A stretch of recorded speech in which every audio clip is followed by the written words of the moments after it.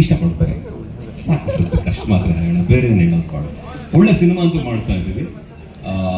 ನನ್ನನ್ನು ಬೈಯೋ ಥರ ಆಗಿರಲಿ, ನನ್ನನ್ನು ಹೇಟ್ ಮಾಡೋ ಥರ ಆಗಿರಲಿ, ನಮ್ಮ ಹುಡುಗರಿಗೆ ನಾನು ಸಿನಿಮಾ ಕೊಡಲ್ಲ. ಡೆಫಿನೆಟಾಗಿ ಇನ್ನೊಂದು ಹೆಜ್ಜೆ ನಮ್ಮನ್ನು ಇಷ್ಟಪಟ್ಟು ಒಳ್ಳೆ ಸಿನಿಮಾ ಕೊಡ್ತಾರೆ ಅನ್ನೋ ಭಾವನೆಯಿಂದ ಸಿನಿಮಾನ ಮಾಡ್ಲಿಕ್ಕೆ ಇಷ್ಟಪಟ್ಟಿದ್ವಿ. ಹಾಗೆ ಆಗುತ್ತೆ ಅಂತ ಅನ್ಕೊಂಡಿದ್ವಿ. ಕನ್ನಡ ಹಂಗೆ ಅನ್ಕೊಂಡಿದ್ವಿ. ಪುನೀತ್ ಸರ್, ಇದು ಈ ಸಿನಿಮಾ ಆದಮೇಲೆ YRK ಶುರುವಾಗುತ್ತಾ ಹೆಂಗೆ ಅಂತ?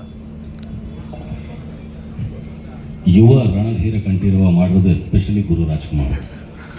ಅದು ಇಟ್ಸ್ ಅ ಪ್ರಿನ್ಸ್ ಸಬ್ಜೆಕ್ಟ್. ಯುವರಾಜನ ಕತೆ, ಇದು ರಾಜನ ಕತೆ.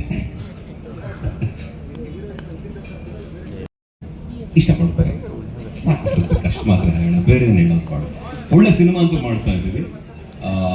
ನನ್ನನ್ನು ಬೈಯೋ ಥರ ಆಗಿರಲಿ, ನನ್ನನ್ನು ಹೇಟ್ ಮಾಡೋ ಥರ ಆಗಿರಲಿ, ನಮ್ಮ ಹುಡುಗರಿಗೆ ನಾನು ಸಿನಿಮಾ ಕೊಡಲ್ಲ.